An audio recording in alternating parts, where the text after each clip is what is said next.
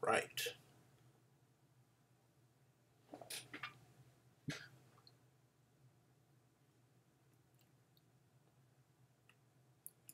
I think I'm connected.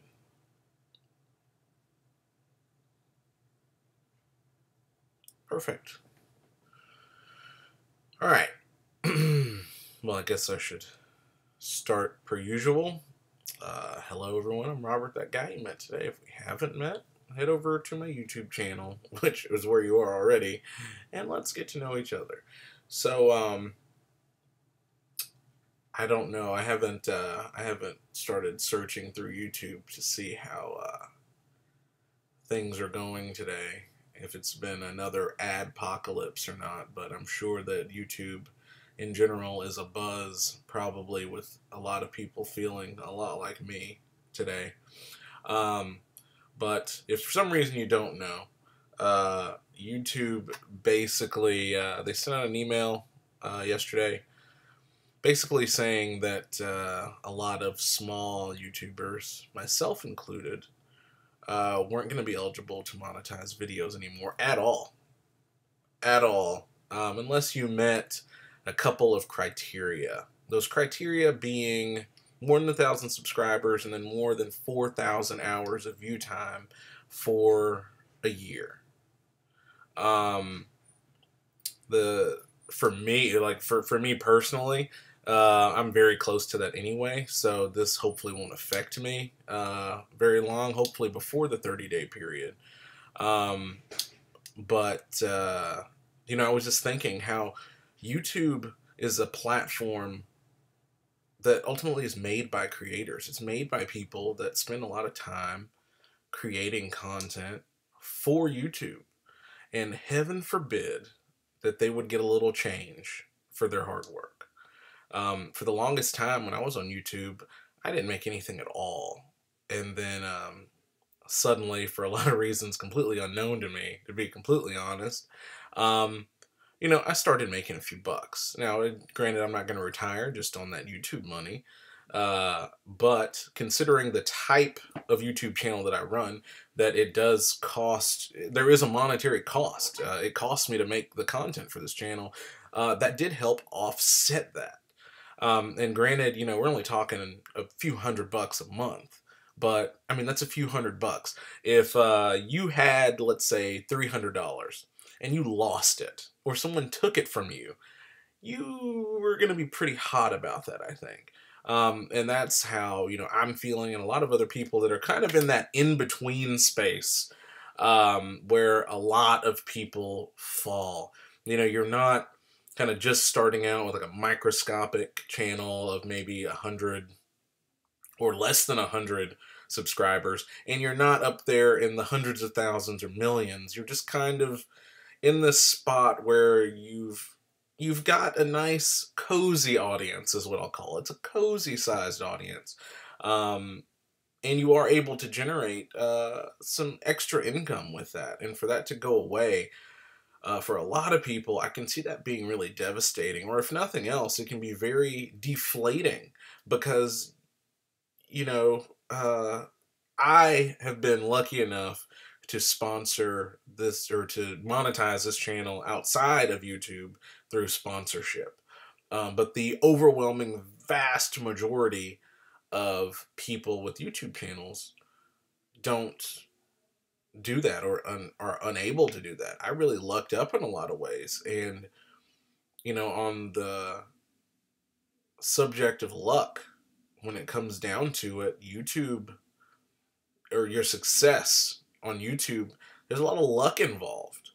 And, it can be said by, there are a whole lot of really, really bad channels out there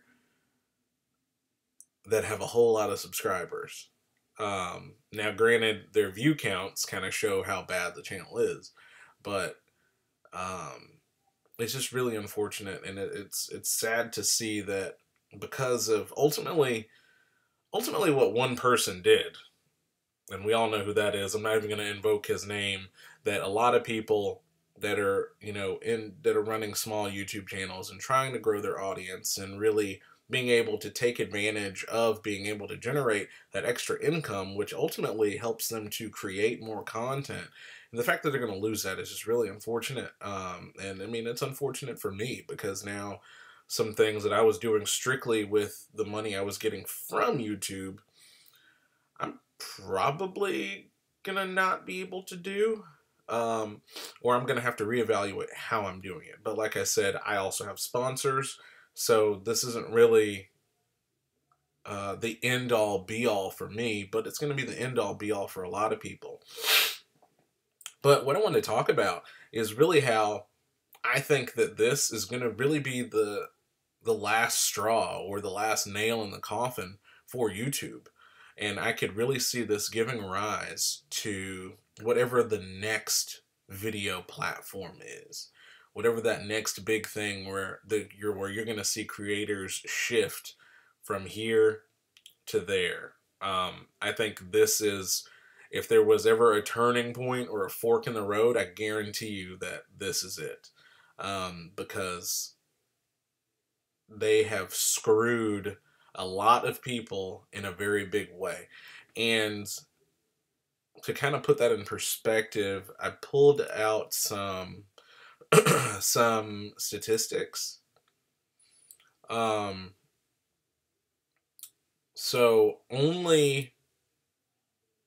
a YouTube channel with more than 100 subscribers is actually in the top 5% of all YouTube channels. I want you to think about that. 100. If you're over 100, you're in the top 5% of YouTube channels. So what does that say? That says that 95% of everyone out there who's out there making content is small. They're small. They're microscopic in comparison to the rest of YouTube. And I think what Google is missing, or they just don't care about, is the fact that the decisions that they're making, they affect that 95% of people with small YouTube channels. And then once you go up, let's see, past 1,000 subscribers, you're looking at less than 3%, and then smaller and smaller and smaller after that. The next thing that I found pretty interesting are the view counts. That 53% of all videos on YouTube have less than 500 views. So, again, you're talking about small channels that make up the bulk of YouTube.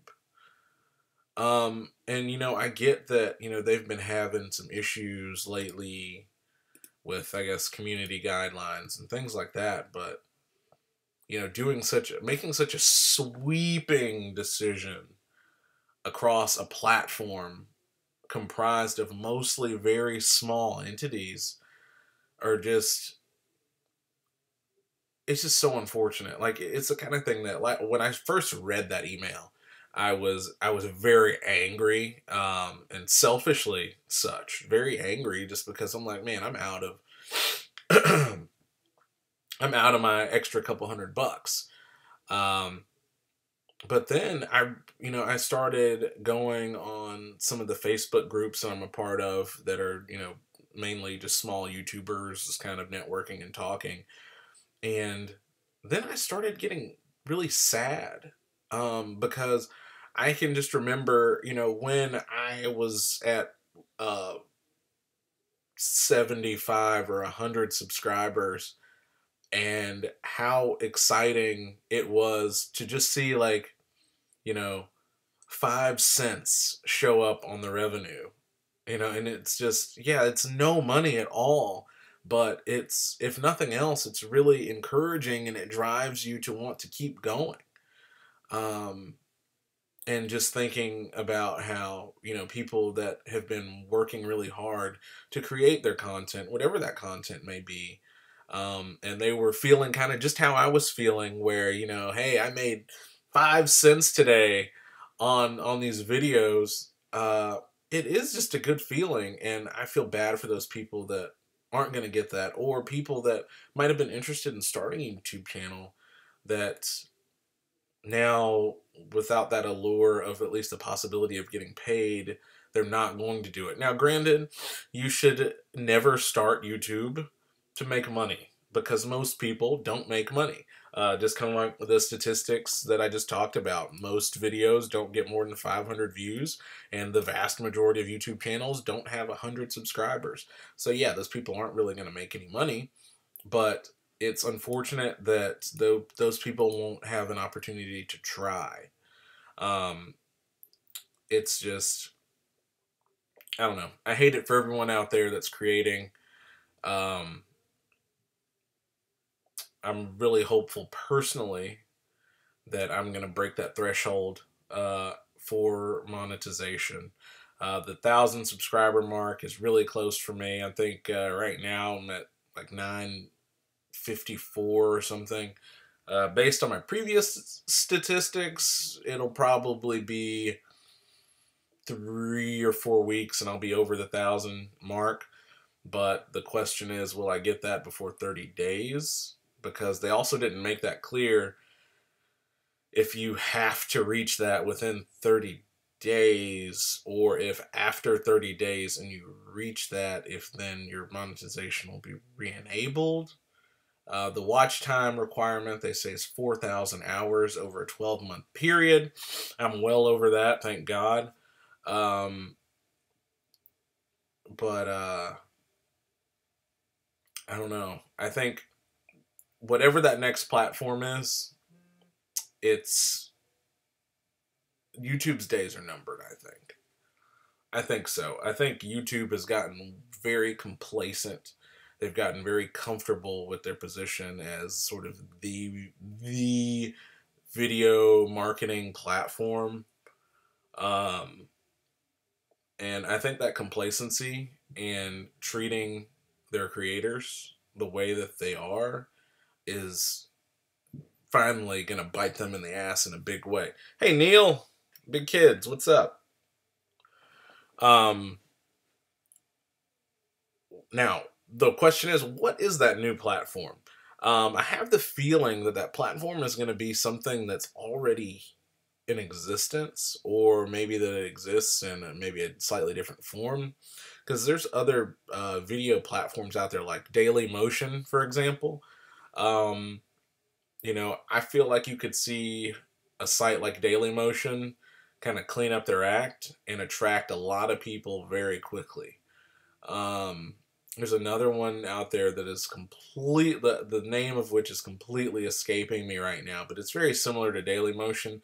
I think Daily Motion's biggest thing they're going to have to overcome is that they kind of allow porn on Daily Motion. So they're going to have a hard time with the whole advertiser thing. So I think that's where they'd have to clean up their act. But on the same thing as porn, you can have a company like, let's say, Pornhub, for example, make a site, and they already have the infrastructure built in. And quite frankly, they have the advertising clout to create something that can compete with YouTube in a not porn space very quickly. So it's kind of, it's YouTube. YouTube needs to watch its back in a lot of ways. It's just, you can't,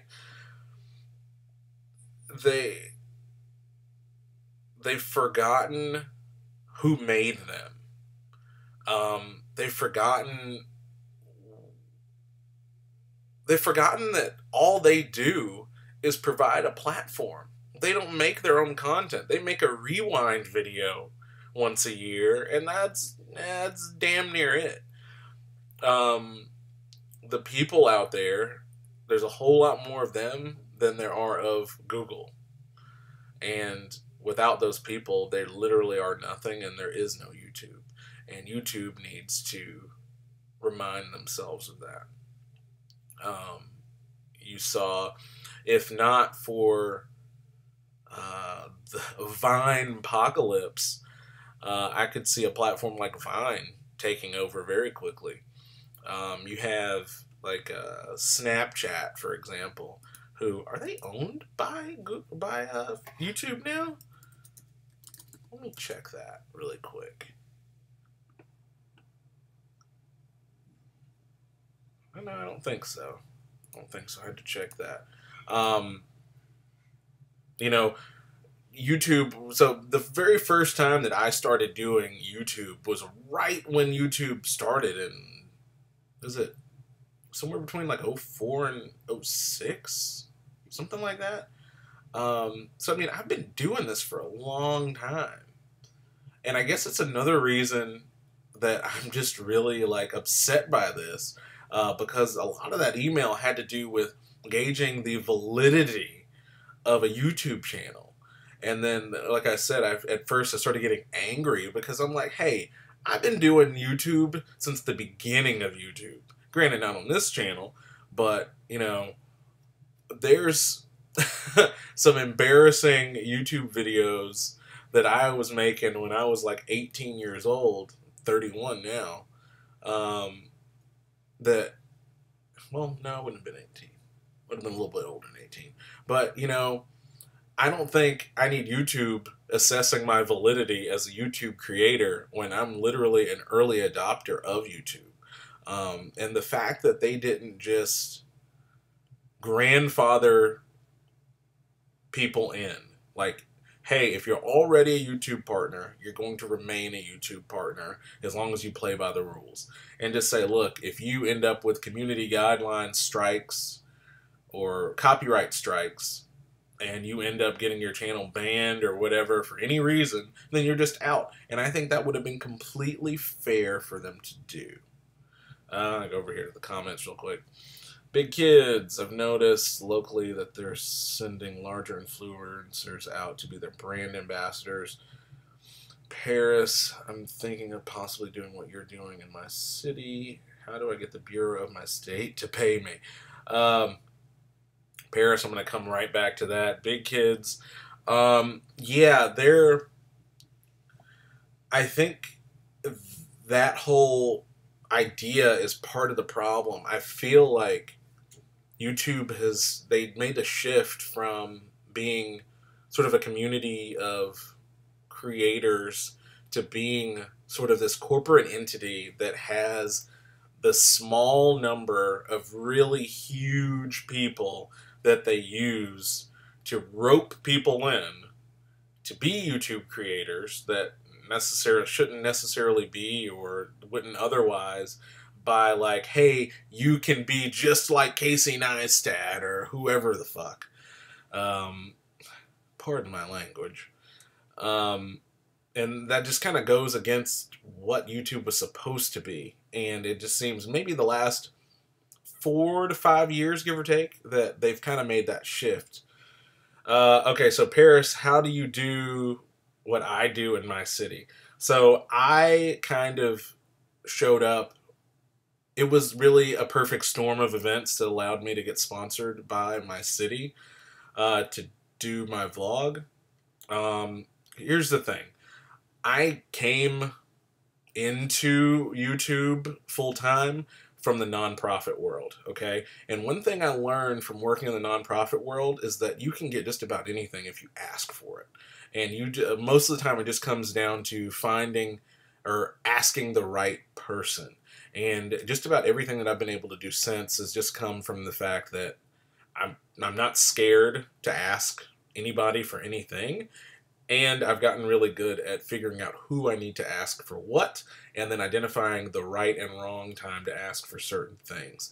One thing that also works really well is to go into a situation with a plan already. Even if that plan isn't completely hashed out, when you're asking for a sponsorship in particular, you want whoever that sponsor is to really be able to see the vision and to see the bigger picture.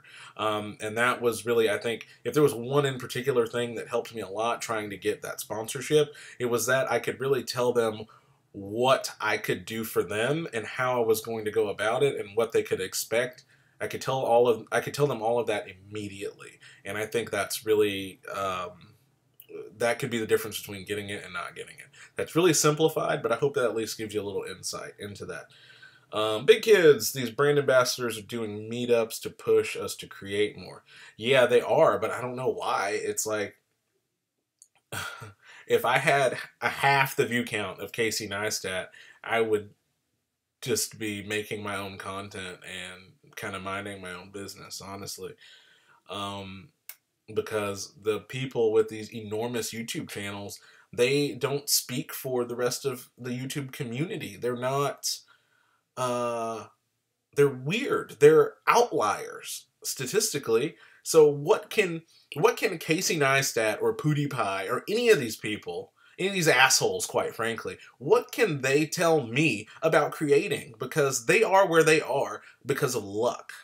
Period. Casey Neistat might be one of the few that has gotten where he is because of the quality of his videos. But when it comes down to it, a Casey Neistat video is 90% views and scenery, and then about 1% actually him. I mean, let's just be honest by what it is. And they're videos that you can just kind of look at and veg out and just have drool coming down the side of your face, and you're going to get kind of a content fix out of it. The rest of them, it's all luck. It's so frustrating. Temple, I agree with you. My husband's YouTube channel will be demonetized because he isn't quite at 1,000 subscribers. This is disappointing. A lot of work goes into these videos. Absolutely. People all the time, they underestimate how much work it takes to do a YouTube channel right. It's so much work. I mean, now granted, I'm doing a lot of other stuff kind of outside of YouTube, but I spend probably 25 to 30 hours out of my week sitting in front of this computer, editing video and doing my social media stuff. And then just like yesterday, me and wifey were out half the day shooting videos. We did actually really excited about a couple that are coming up. But long story short, I got to ride on a Zamboni. If you don't know what a Zamboni is, it's one of those things that they use at a hockey rink to resurface the ice. Anyway, that was really fun. But granted, it was fun, but it was a lot of work because we planned for almost a week going into that. Working with the people that ran the stadium that we were at, and just we probably put 10 to 15 hours of work leading into it. We were there for 10 hours, and then I'm going to be editing and dealing with the video for another 5 to 10. I mean, come on. YouTube, after all of that I put in to make ultimately some very family-friendly, fun content, it's really a big deal to you to give me $5. That's dumb. That's really stupid. My blood pressure, YouTube. My blood pressure. So, I'm getting back to my little statistics over here.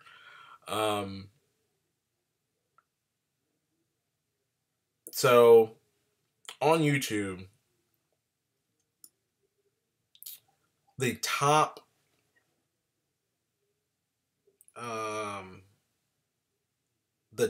5,000 YouTubers. Yes. The top 5,000 YouTubers have... No. Top 5,000... Yeah. Top 5,000 YouTubers have almost 500,000 subscribers. So... that, I mean, from an internet perspective, and considering that there's millions upon millions upon millions of users on YouTube, that's a pretty small amount. But you have to think about that. You're talking about the situation where you have a small number of people with most of the views and subscribers on YouTube. Now, that's not crazy or unheard of. I mean, it sounds a lot like income disparity, quite frankly. But the thing is the reason that things are this way is ultimately caused by YouTube. YouTube is the one that did this. YouTube is the one that only allows the PewDiePies and the Logan Pauls, quite frankly, of the community to rise to the top. You know, there are some incredible YouTube channels out there that I see all the time with no views and no subscribers.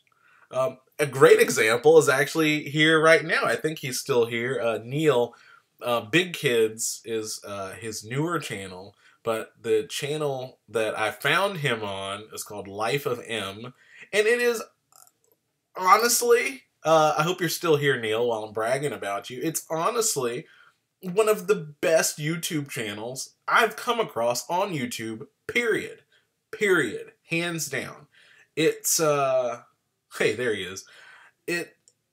And Neil, I hope you're as frustrated by your channel, Life of M, as I am for you, because there is no reason why you shouldn't have 100,000 plus subscribers, because that channel it's great, and there are so many other channels just like that on YouTube that they get zero traction because YouTube leans towards the people that are already successful, leans towards the people that don't need it. Casey Neistat does not need to be recommended by YouTube, period. Why does he need that? He has, you know, millions upon millions of subscribers. People are going to find him without a problem. He makes enough money through the platform that he can market and advertise for himself if he wants to. Why not lift up the people that are smaller? Like, I get you can't necessarily do that with every teeny tiny YouTube channel out there, but I mean, even look at the people that are right around the 1,000 mark, or let's say even the 10,000 mark, you know, somewhere at a point that shows that, hey, you're serious about this, but you need an extra push.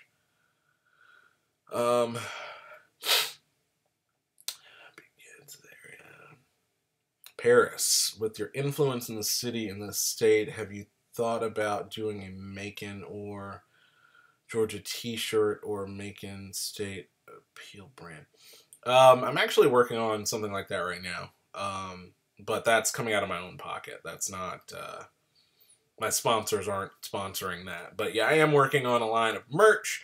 I guess the people that are here right now, you can kind of get the, the inside info.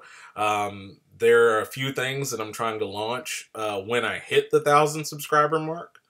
Another reason this is really unfortunate is because how I was actually going to pay for my first run of t-shirts were with the money that I was getting from YouTube. That was actually, I was just going to fund that with only the YouTube money. So that's one of those things that now I'm going to have to figure out how to do that on my own. But yeah, I like t-shirts. I like the idea of t-shirts and merch and stuff like that. My biggest concern has always been like if people would want to buy it or not.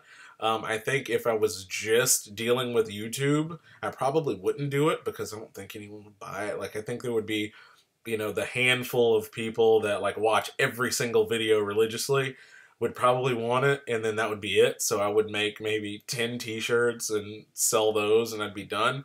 But since, quite frankly, I'm a bit more visible locally, I could probably sell a few hundred, and that would at least help with the cost for the channel. Big Kids, we say it all the time. My wife and I got burnt out, so we don't post as much anymore. Man, try to get unburnt out. I feel like, Neil, I feel like you guys, if you kept pushing through it, you could probably break through. Just because of the vlogs are just really, really super high quality. Like, they're to the point that I hope that when I'm a grown-up, mine look as good as that. Just because you can tell that you take a lot more time with your filming and your editing than I do. I go into it, at least it appears, like I'm very kind of first person about it. Whereas yours, you seem to kind of take a step back and be a bit more cinematic about it. I'm thinking maybe that's the right description. So I mean, I kind of enjoy for myself a bit more of a raw look, and less kind of cinematic and arranged, I guess. But I think you're able to. I think you just do that really well. I think you do that really well. So anyway, you guys, Life of M, like Life of, and then the letter M. If you want to drop a link there, Neil, to that channel, do that. And then for Big Kids, so Big Kids, for him is like it's like e-skate channel, which I've been so terrified to jump on one of those electric skateboards, but I definitely want to do that. But that channel is kind of about that, so it's really cool. Your wife's OCD. Yeah, well, hey, the OCD is working, man. You guys do a really great job on that channel, and I'm really hoping to see some more. Titan King, I've been following you for some time, and first I got to say, great job to address the issue. Great, well, thank you for that. The great job. To address the issue, it's disappointing as I'm trying to reboot my channel as well. Yeah, I mean, it's the kind of thing that if you want to reboot a channel, like you said, I mean, you just have to go into it knowing that YouTube isn't going to pay you. And you really shouldn't go into any content creation endeavor of any kind just to get paid, because the fact of the matter is that most of the time it doesn't pay at all. Like I said, I've lucked up and gotten sponsored, and I've got 3 sponsors now. But that's unusual, and I recognize that I'm really weird in that sense, that most people don't do that, because most people with a YouTube channel of the size that I have are unable to get that. I don't know. We're just going to call you 21st Century. I don't know if I will continue doing YouTube videos just because of the new rules, and I think the only reason my videos get good views is because I spend money on promotion. So let's talk a bit about spending money on promotion. Don't ever do that. Don't ever, ever, ever, ever, ever, ever do that. It's the biggest waste of money in the world, and it's a bit of a scam that AdWords, I guess, is kind of doing. Those views aren't really views at all. That's kind of the answer to why that is kind of for a different day. But don't spend money promoting video. There are a lot of resources online to help you grow your channel and to kind of get your content in front of people. And that's kind of what I did very early in the game through Facebook groups and some online forums. That's really where you're going to have the most luck, and you won't have to spend a dime. I've never spent a penny on this channel trying to get more views, ever. Never, never, never, never, never, never. Don't do it. It's a waste of your money. And sadly, since having my channel, it's been hard to get subs unless I spend more money on promotion. Again, don't spend money on promotion. It's a waste of your time. Titan King. At the same time where I want to be for my YouTube channel and the time I had to put into it, I want to have a large following because we do 3D animation, 1,000. Yeah. And see, yeah, I completely understand that. What the thing that you do is time consuming and requires a lot from you. It's kind of, I get that. I mean, luckily my stuff doesn't take a ton of time to actually film it or to create the actual raw content. But the new channel that I started called Our First Home, it's a DIY channel. If you guys didn't know, you might want to go and check that out. Maybe I'll attempt to drop a link.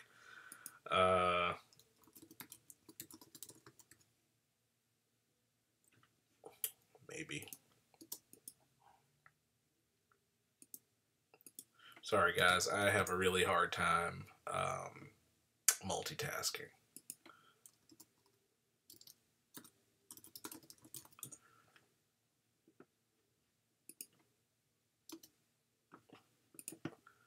Yeah, and then now it's not even, well, I'll drop a link at some point. Um, let's see. The 1,000 subscriber. Yeah, the 1,000 subscriber mark does help you.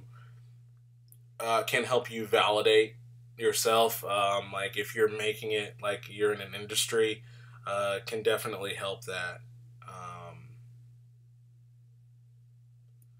Let's see. Paris, what about Facebook ads?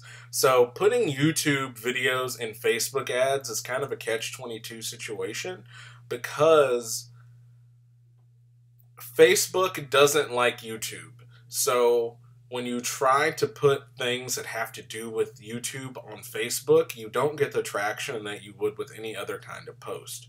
So again, paying to push content on paying to push YouTube content, it's really a complete 100% waste of time, period. Now, the one exception to that rule, there's only one, is if whatever you do on YouTube has to do with actually selling a product, like a physical product of some kind, then you may benefit from that. But otherwise, keep your money, put it into your channel some other way that can help you get more views or get more subscribers. Like, if your video quality isn't quite there, spend the money on a camera or spend the money on some better video editing software. Your money is much better spent there than dumping it into useless ads that people are skipping or ignoring anyway.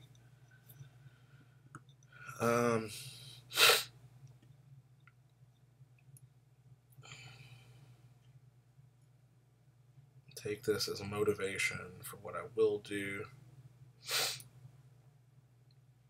Titan King, to us and only us, we don't think people who only want to be paid should take up YouTube. You should love your content and work to grow it up in your production value. Absolutely. Absolutely, Titan King. I completely agree. You know, you have these people at the top that are just making incredible amounts of money. And then you have people kind of down here at the bottom that are really passionate about what they do. I mean, you have people like Casey Neistat come right out and say that he was bored doing what he's doing. But if I was getting a crazy check like him every month from AdSense, I would keep on plugging along too. Anthony, I want Facebook to start monetizing. Actually, I don't want Facebook to start monetizing. The reason being is that Facebook is much better at YouTube than at curating their content.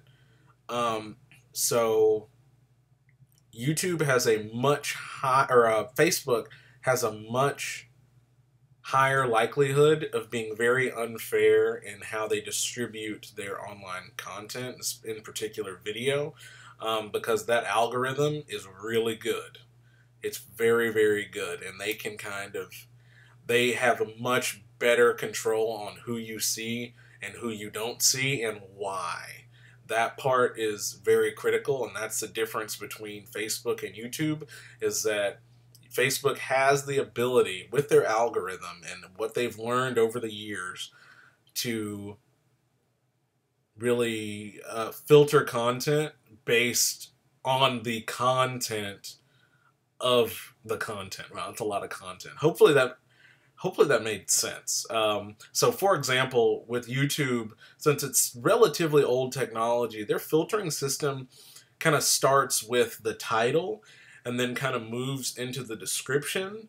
And then if something comes up fishy, then they're able to kind of search the meat of the content. When it comes to Facebook, you know, you have to kind of talk about what is Facebook really. And really what it is a demographic aggregation algorithm. And what that means is that it is a behavior tracking system for marketing. That's all Facebook is. And people have to realize that everything that you do on Facebook and then that you do when you leave Facebook, like that action that you make when you leave Facebook is recorded, and then that action that you're doing when you come to Facebook is recorded. So what they're doing is that they have basically a database of actions that you do, and then they have your demographic, and they know everything they need to know about you. So I mean, it's an advertising platform, and because they have such a tight analysis on behaviors of people, they can filter content deadly accurate. And I think that, dare I say, Facebook is too smart, um, really, to be a really good monetized video platform. That doesn't mean it's not going to happen, but I think you're going to see, you know, if you think what's going on with YouTube is bad, I think with Facebook it'd be 10 times worse. Scooch back here to the comments. A lot of comments today, folks. Thanks a lot.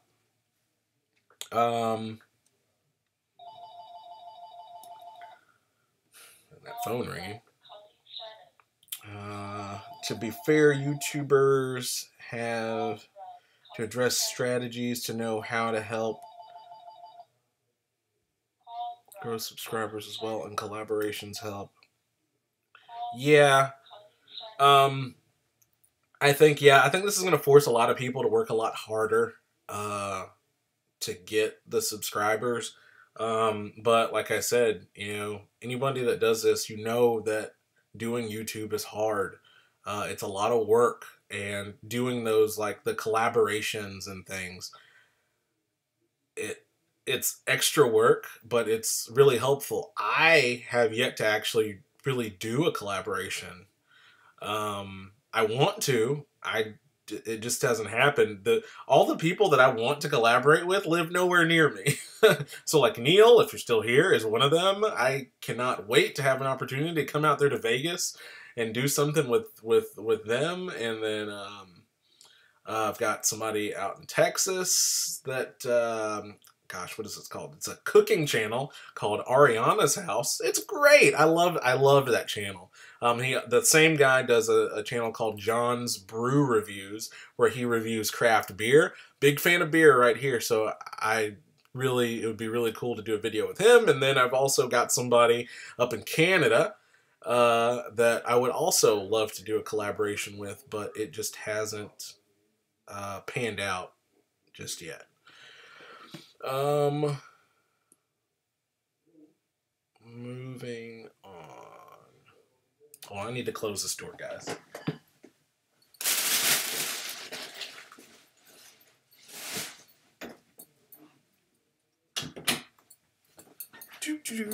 It's such a mess in here. Sorry about that. It's getting a little loud downstairs in my house. Let's see. I also did go to YouTube, Google Plus groups as well, and they somewhat help, but not very much. The whole Google Plus thing, I still don't completely understand, like, what that is or how that works. The Facebook groups are very helpful. If you're active on those Facebook groups, they're really, really great. I think pretty much all those people that I just talked about that I really want to do collaborations with, I met through YouTube groups, and they're very, very helpful. I highly, highly suggest. There's one, if you go on Facebook, it's called YouTube Family Friendly Vloggers. Yes. Yeah, that's what it's called. That group has been mwah. I would go ahead and say, I would go as far as to say that group is the reason that I've gotten this far, honestly. So I highly suggest you go and check that group out. Natalie Baby. Hi. I've been, I just lost my place. There we go. Natalie Baby. Hi, I've been following you for a while. Thank you so much. I love your style of videos. You inspire me. I wish I had more time to do what you do in regards to going to all the restaurants, because we have so many here. Well, thank you so much. And I'll tell you this. You'd be surprised what you can do when you make the time to do it. I'll just leave it at that. Titan King, in terms of advertising, pay for advertising only pays off if the content is gaining traction. If you get 1,000 views in under 24 hours, and it may be worth it to $5 to push it further. I see what you're getting at, Titan King. I disagree. Because the thing is if you're getting 1,000 views in under 24 hours, there's probably a good reason for that. Like that video has been shared somewhere on some site. Also, if you get views that are very uncommon for your YouTube channel, the chances are is those views aren't necessarily legitimate views. There's a lot of different things that kind of go into that. But I see what you're getting at. Like you can kind of grab that upswing and kind of push it with some more money. But Google ads are so expensive that, I mean, to really get significant eyes on your content, you'd spend thousands of dollars. You'd have to, and it just, I don't know. I mean, you know, to each their own. But you couldn't pay me to buy YouTube ads or to push YouTube content with ads. It just, I've tried it. I've done it in the early days. It was just a waste of my money. Great advice on not spending money on ads. I believe that it definitely can be used for improving our content. Absolutely. If you're spending money on YouTube, it needs to go into making your content better, making your content more watchable, making it more interesting, making it where people want to see what you're doing. If you're going to spend the money, you have to do it. You know, we're about to make sort of an investment in YouTube, and we're going to be doing a cruise here in April. So, you know, we're kind of investing in a travel vlog because it's so cruising is kind of what I really wanted to do when this channel started. But as many of you know, if you started kind of back in the beginning, the whole kind of reason I ended up here in the first place was because I lost my job. So I couldn't afford to do that anymore. So it kind of shifted into food because I have to eat anyway. That's kind of the Reader's Digest version of why I'm on YouTube full time. But we're kind of making that investment because cruising is something that we are passionate about. It's something that we love to do. And since that's kind of our element, so to speak, we feel like that will translate very well on YouTube because we're showing people us when we're kind of at our best, or when we're kind of in our situation that we love the most. So I'm thinking that kind of content could be very helpful to this channel moving forward. So I'm really excited about that. So look out for that April, May. In terms of advertising, oh wait, no, that's the same one. Temple, I have a strong feeling that YouTube will change its requirements again over time to please the advertisers. They are not a lot of big YouTube channels that don't put out. Yeah, I think if I think you could be very I think you could be onto something there, Temple.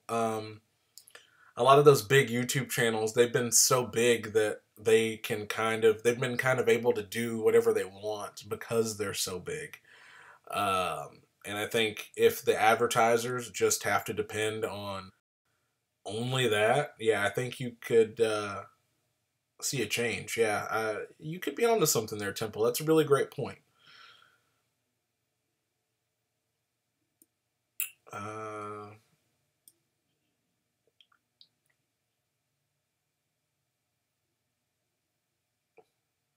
Am I cutting out? I apologize if I'm cutting out a little bit here.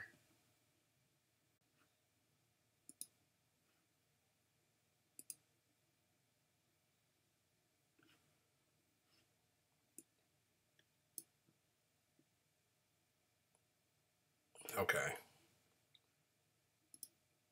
All right.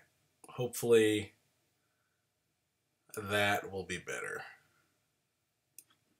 Okay. Let's go back to the comments here. Thank you guys so much for all the comments and the dialogue here. I really appreciate it. So Titan King, good channels help to improve your YouTube channel. 21st century. Yeah, what you said made sense. I get it. Yep, absolutely. Been doing this a while. Titan King, Corridor Digital, Sam and Nico, Think Media are good channels with great advice to help grow. Here's what I want to say about that. Take all the advice channels with a grain of salt. Definitely take all of that with a grain of salt, because remember, people that find a lot of success on YouTube are unusual. They're outliers. And that's what's really, really important to remember when, you know, you see these kind of round table discussions on YouTube all the time with, you know, this person and that person, like Corridor Digital in particular, and Think Media. And there's another guy out there, I don't know his name, but I recognize his face.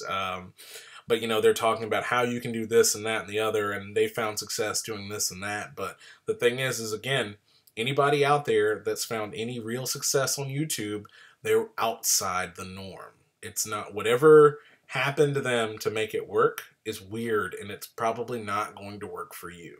Honestly, the people that you really want to pay attention to are the people that are in that 10,000 subscriber area. Is probably, if I was going to listen to someone, that's who I would be listening to. Because if you have 1 million subscribers, there's not much you can, there's nothing you can tell me, because the reason that you've gotten that is first luck.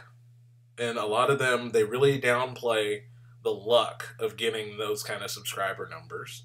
And what's really important about that is that they, most of the time, got those subscribers off of 1 or 2 videos that kind of skyrocketed their subscriber count. So, you know, it's not like, hey, here's this method that we use over time to get to this point. No. And if they say that, they're full of it. You can go back and you can look at all the big YouTube channels, and you can go back and there's a website called Social Blade, and you can go and look at the analytics on some of these videos. Like, you can go to Casey Neistat, and then you'll see that there was one video that just exploded on all of them. Now, if anyone could be kind of an outlier in that, it would be Casey Neistat. But anybody, just pick your favorite big YouTuber and go and look at their content analytics, and you'll see that it was one video. I mean, it's just the way it is. Let's go back to the comments again. I have the same phone. Yeah, you have, America, you have the talking caller ID phone. 21st century, I agree that YouTube is very hard work. It absolutely is. I love beer. I love beer too. Cheers. I wish I had one, but I don't. By the way, it's snowing here in Georgia today, which is really unusual. Part of the reason I'm still home, because normally I would do these at my office, but I'm not going out in that crap. So we follow the same people. Hit me up next time you're in Vegas. So Neil, if you're still here, I've never been to Vegas, so I'm really itching to go to Vegas. I want to go to VidCon this year, and that's out in California and Anaheim. So if that ends up happening, it'll probably be around VidCon time, which I think is June, something like that. So,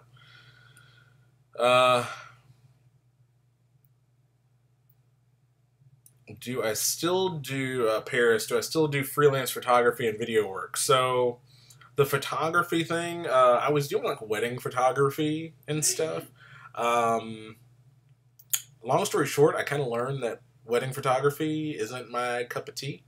Um, it's just not fun. Uh, it's a lot of work in like a really bad, not satisfying kind of way.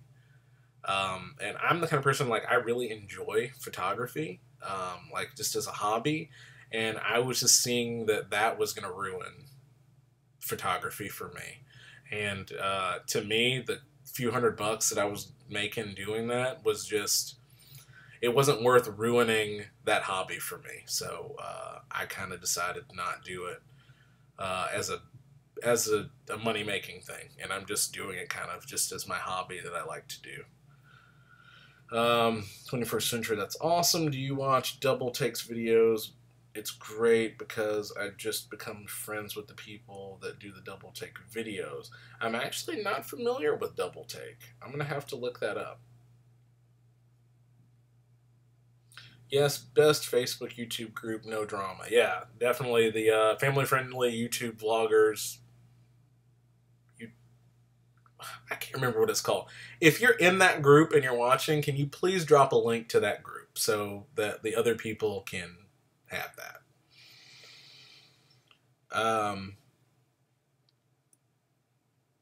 Sam411, watching your videos sometimes. I'll take sometimes.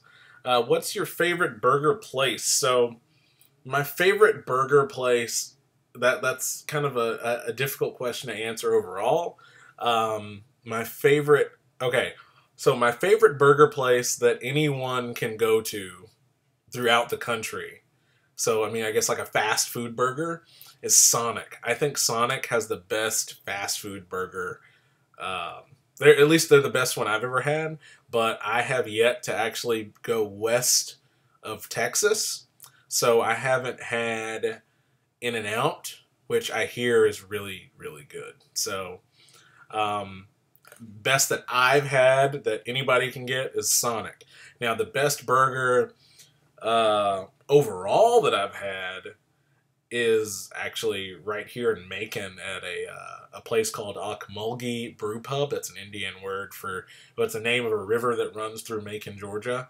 I think they've got the best burgers in town. Second up to another local place called the Rookery, they have a burger called the Jimmy Carter. And if you didn't know, Jimmy Carter grew up on a peanut farm in Conyers, Georgia. Something like that. Anyway, he grew up on a peanut farm, so the burger has peanut butter on it. And peanut butter with a side of jelly on a hamburger. Mwah. It's so good. It's so good. It's between that and the burger at the other place, which is kind of just a standard no frills burger, lettuce, tomato, meat, cheese. Those are the best burgers I've had. Those would be really hard to beat. But like I said, haven't been west of Texas yet. Shame on me. I don't know how that happened, honestly. I feel like I've been everywhere else, but haven't been out there yet. So take that with a grain of salt.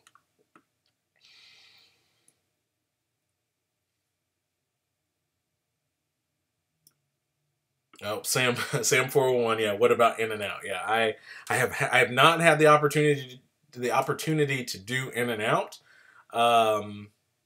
I'd love to try it. I hear it's really good. So, um, it looks a lot like we have a place that's only in Georgia called New Way, and that's Nuway, and the burgers and like the whole style of it looks a lot like that place. So if it is that way, then I have a feeling, yeah, it's going to be really, really good because New Way is really good. I don't know if I'd go as far as to say that theirs are my favorite by any stretch of the imagination, just because I'm not a huge fan of that type of burger. I like the big, thick, like backyard style burger more so than I guess kind of the thinner patty, kind of smaller burger. Also recently, if you go and check out the vlog, we went to a place called the Vortex. That was in Atlanta. And their burgers were outstanding. And in fact, since I have my channel pulled up, I can drop a link to that one if you're in a mood for burgers.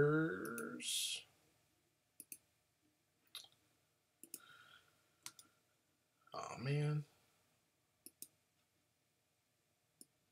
Let's see. I'm having a really hard time today with the internet. Okay. So yeah, I just posted that one. That was the most recent thing we did about burgers. The restaurant claims to have the best burger in Atlanta. It certainly was a delicious burger that I had. It was delicious.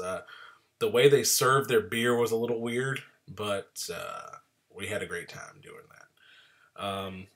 I really love when I can get out of town to vlog. This whole sponsorship thing has really, it keeps me here a lot, but I'm looking forward to this year. We've got a few interesting things planned. The cruise is the one thing, but there's a couple other things. I'm hoping desperately that there's going to be a West Coast trip this year, because it's ridiculous that I'm 31 years old and I've never been west of Texas. So I need to do something about that. Do I have Instagram? Yes. And actually, I'm going to grab you a link to that. And actually, my New Year's resolution was to get better with Instagram and actually use it. So I'm going to drop a link for Instagram. So yeah, and in fact, I'm glad you said that, because now I need to, you just reminded me that I need to do a post. I've been trying to at least do one post a day on Instagram. ARXV, you did miss the discussion about YouTube, but since there's still a bunch of people here, you know, we can kind of go back. I talked about how YouTube is made, is mainly consists of small YouTubers that fall underneath those new I can't talk. That fall underneath or below those new monetization guidelines. And since you're talking about, which is basically more than 95% of all the YouTubers out there are falling below that number, YouTube is really forgetting who their bread and butter is, who made them, who makes up those people, or who makes up the platform. And heaven forbid that they would break off their creators a few bucks after putting in the hard work that they do. So that was kind of the meat and potatoes of the demonetization conversation. So, and any other things you've got, just drop the comments in there. We're kind of at this point, we're just having a chat. So, didn't think of it that way. Yeah, I don't think they're thinking of it that way either. The reason, you know, I kind of went there was because, you know, I've been doing YouTube since the beginning of YouTube.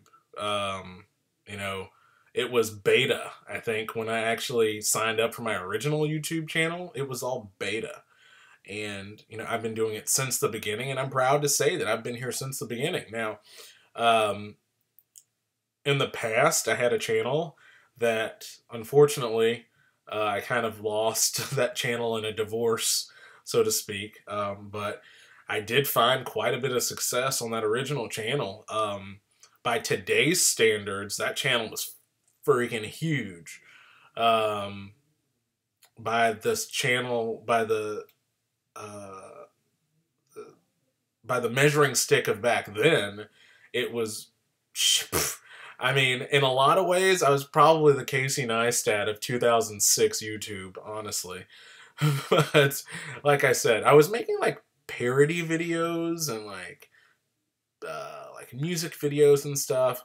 Pretty much all that content is gone. I see it pop up every once in a while on like another channel where somebody rips it off. And if I see like if I see one that I haven't seen in a while, I try to download it just because I don't have any of that content anymore. My ex took it and deleted it all. But that's a different story. Actually, I should probably make a video about all that. But yeah, I mean, just for someone like me that I've been here since the beginning, for them to send out an email basically saying your YouTube channel isn't valid. We can't validate you because of your numbers. You know, that pisses me off. Because again, I've been here since the beginning. So how dare you? You know, one of your earliest adopters. I'm not valid. So,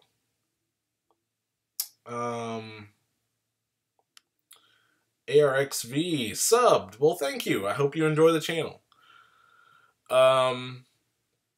Temple, maybe I'm ignorant to how it all works, but do you think YouTube has lost money with the advertisers and they're cutting where they can? I know YouTube is big, but. So no, I don't think they've lost money. I think they're trying to avoid losing big contracts or losing money in the future. Because basically what happens is the advertisers are saying, hey, I don't want my advertisement coming up before, you know, in the case of the Logan Paul thing, I don't want my content being shown before a suicide video. Or Delta, let's say, for example, doesn't want their video or their commercial being shown before a video about 9/11. You know what I mean? It's controls like that since, again, YouTube is really based on very old technology at this point, they don't really have a way to filter through the content in the same way that like Facebook does. Where they're, like I said, their system is very, very smart. So really the only thing that they can do is try to weed out the people that first aren't taking YouTube seriously. And then second, to weed out the actual content itself into things that are going to be advertiser or family friendly.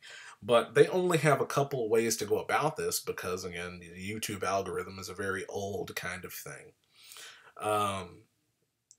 So this is really the easiest way that they can go about it is to just make a blanket decision and just kind of cut off the bottom altogether. Just take it and just cut off the bottom, because so much of YouTube's revenue is from this many people at the top. It basically leaves them a smaller number of people to monitor or to have to worry about. You know, a new YouTube, you know, what's it like? 40 hours of video is uploaded to YouTube every second or something crazy like that. It might be more than that. So, I mean, that's a lot of content to monitor. And I think they probably cut the amount of content that they need to monitor by 80%.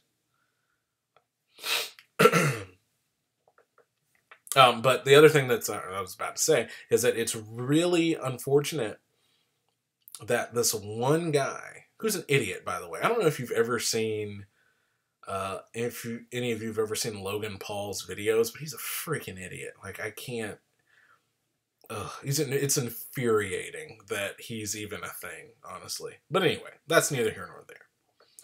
Don't talk about YouTubers that are more successful than you, Robert. Don't do it. Yes, those are hilarious. Yeah, Neil, those videos, while I am embarrassed by some of them, I am pretty proud of some of those old videos. You know, it was a very different time. I was a very different person. As you know, I'm not gonna link to those videos. If you want to see those videos, they're very easy to find. But it was a very different time, and I like to see them just because it's very indicative of who I was and what was going on in my life at the time. And it was just so, I was having a lot of fun doing it. And I guess those were kind of the good old days of YouTube, so to speak. It was definitely the Wild West. But even then, those videos were really, we put a lot of work into those videos, and monetization wasn't a thing at the time at all. It was literally just doing it just for the sake of doing it and just doing something fun. Gosh, to this day, I can't. I still like why I just try to figure out why were we doing these things.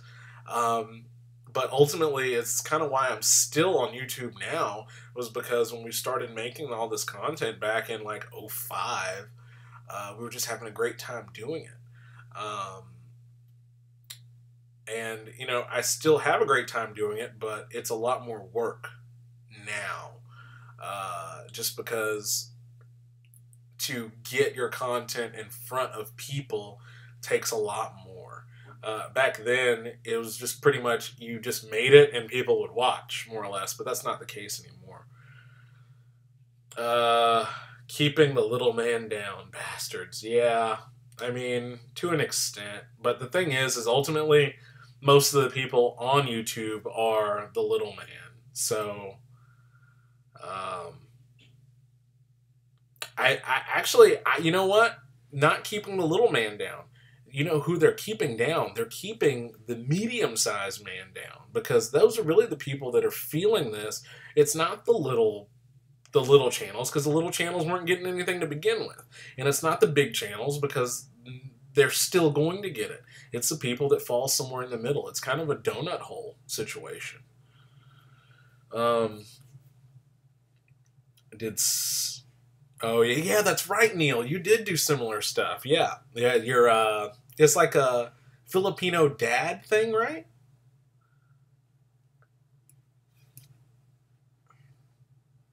I think that was you. If I remember correctly, it's been a long time. I'm pretty sure that was you you did like a Filipino dad skit. It's freaking hilarious. I love. I don't remember if I put it on this channel or not. No, I'll talk about one of the videos that I used to do back in the day. Oh, it really wasn't back in the day. It was actually, I was doing these relatively recently, but I did these videos called My African Wife. And if you watch this channel at all, you know that my wifey, is African. And she just says and does a lot of really funny stuff. And I made a couple of videos just kind of poking fun at her for some of the things that she does and says. Those videos are really funny. I had a lot of fun doing those. And the whole reason that I ended up doing those videos was that I was kind of really feeling like I wanted to kind of get back to my roots, so to speak, with making kind of parody and like fun comedy videos. So I did those for I think they were for this channel. I think they were for my other channel. How many channels do I have? Old YouTuber problems when you can't figure out how many YouTube channels you actually have. I have 1, 2, 3, 4. There's 4 active channels, and then the one channel that isn't being used at all currently, and that one is called That Girl You Met Today, and that was going to be for wifey, but we haven't really figured out what to do with that or how to go about that. If she wanted to have her own vlog or do something that's just kind of hers on YouTube. Hadn't figured that out yet, but I do have that channel, so it's still TG. I know it's funny because it's still TGYMT, but That Girl and then That Guy. So the other channel is Our First Home. It's a DIY channel. I would love to drop a link for you guys, but I can't, because I can't find the channel on search, and I'm scared to click away from this live window because I don't want it to get cut off. So, let's see, we're at about the hour 16 mark. I'm willing to hang out as long as people are here, honestly. So if you guys have any questions or anything that you have for me, go ahead and just drop them down in that comment box, and then I'll do my best. If you have any questions about how you make money on YouTube, I probably have a lot of answers about that. So I've been doing that for a while too. Not making a lot of money, but definitely getting consistently paid. Um, or just if you have any questions about the vlog or me or wifey or anything else, I'm here for a while. Speaking of wifey, told you guys it was raining outside or snowing outside right now in middle Georgia, which is really unusual. Wifey had to drive in that to go to work a little while ago, so hopefully her commute wasn't very icy. Ooh, you know what? Well, I've got a moment. I want to show you guys my newest addition to the vlogging fleet, so to speak. A new vlog camera. It's a DJI Osmo.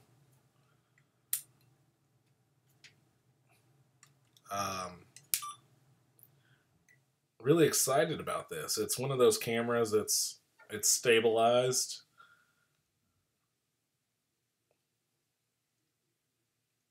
So you just kind of can shake it, or that looks really weird on camera now that I think about it. So yeah, pretty excited about this. I haven't gotten to actually use it that much recently. Turn it off. Because I've been in different kind of filming situations where this isn't really appropriate. And then my other, I guess, main vlogging camera is now this G7X that I use. This is my normal. So this is, I guess, behind the scenes here a little bit. This is how I normally vlog. This is how I vlog 90% of the time. It's just like this. Camera on a GoPro selfie stick. I like this one because it extends like this. So it's kind of a short, stubby stick most of the time, and then it can kind of be opened up. And this is kind of in a point and shoot configuration, but I like this one a lot because the screen flips up forward, and then of course you can use it just like this.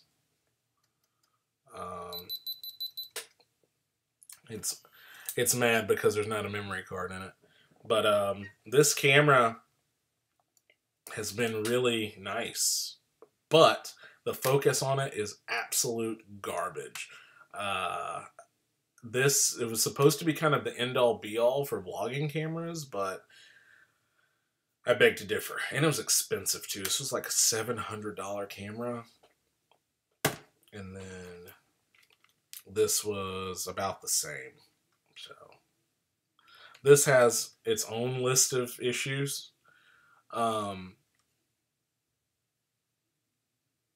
It has its own list of issues, but they're different. I'd say overall, this in general is a better camera for vlogging than this one. But like this one is relatively clumsy. It's very like this one.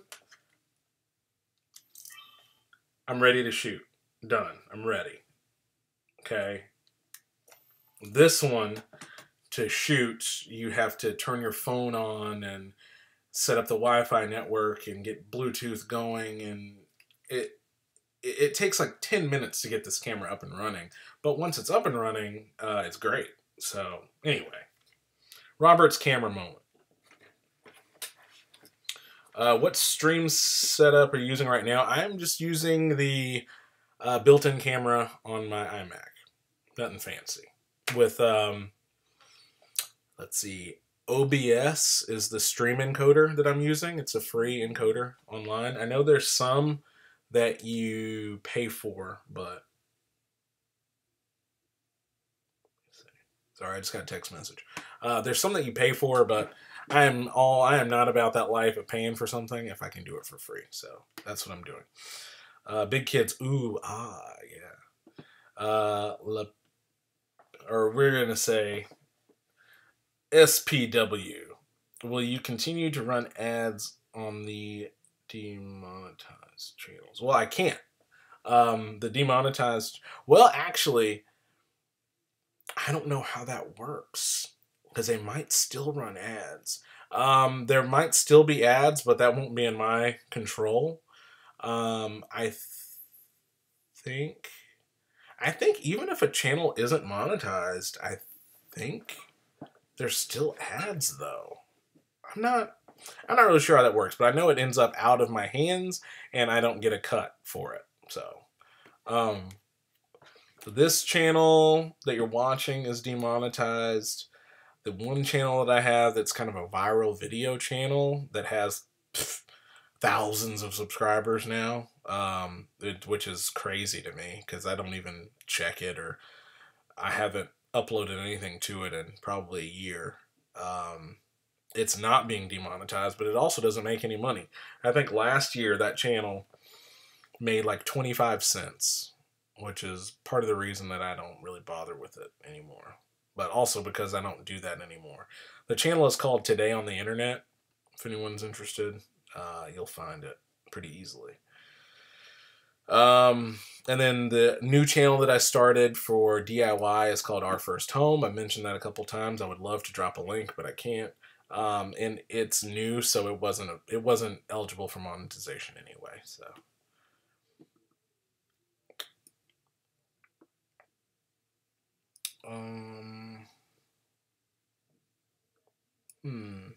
while I've got you guys here, kind of you guys tell me kind of how you're feeling about the channel. Like, I always love feedback. So kind of what have you been liking? What have you not been liking? Kind of what you got out there. There's at least 8 of you out there. Don't be shy. Dun dun dun. I wish I had the little Jeopardy music. Do do do do do do do do do do do. God, my voice is so crackly. I wish I could show you guys the snow outside. Actually, let me see if there's still snow. I'm curious. Huh. Yeah, it's starting to melt, but it's still out there. There's still snow. Bo Wang, howdy.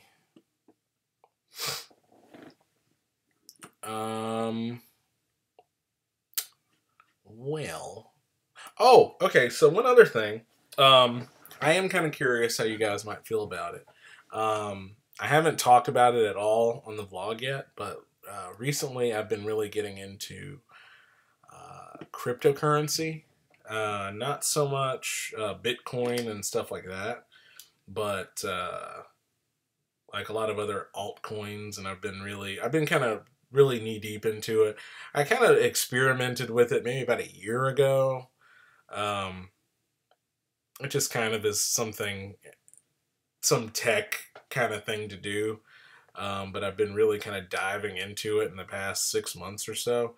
And I've been considering doing another channel just about cryptocurrency and about the project that I've got coming up with cryptocurrency. I wonder how you guys feel about that. Anybody else out there sort of doing that whole thing lately? I know in the past like month or two, it's become very popular, which is good for me because I've been able to make a couple bucks. But SPW, it's been pretty good lately. Well, good. I'm glad to hear that. I feel like, well, over the last month or so, things have kind of slowed down a little bit, so I've had to space the video uploads out, which I was worried about doing because I had gotten into this habit of doing 2 videos a day for almost a year. I did two a day, 2 a week. Did I say 2 a day? On Facebook, I still tend to keep up 2 a week, but that's just because the Facebook page is sponsored, so they want certain things. No, you guys are shy now? gosh, I can hear my dogs barking. My dogs are not very happy today because of the snow. They're locked inside today.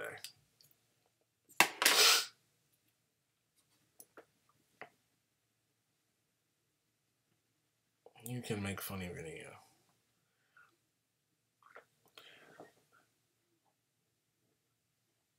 Hey, thanks a lot for hanging out, Neil.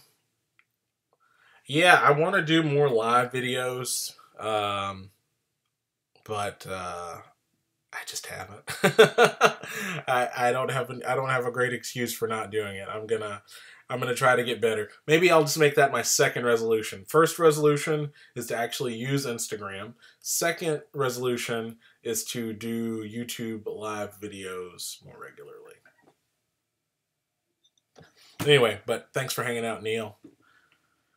And actually, speaking of going, I think it's about that time for me. Unless anybody has got anything for me, then I guess I'll probably head on out of here.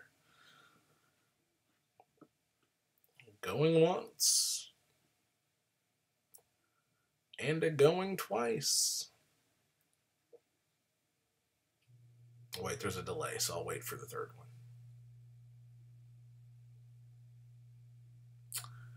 Okie dokie. Well, on that note, thank you guys so much for hanging out with me today. Let me rant a little bit. I'll leave the comments open there, and we can keep the discussion going. Thank you guys so much for watching. Thank you guys so much for your support over all this time. I appreciate it, and we'll see you soon. Thanks.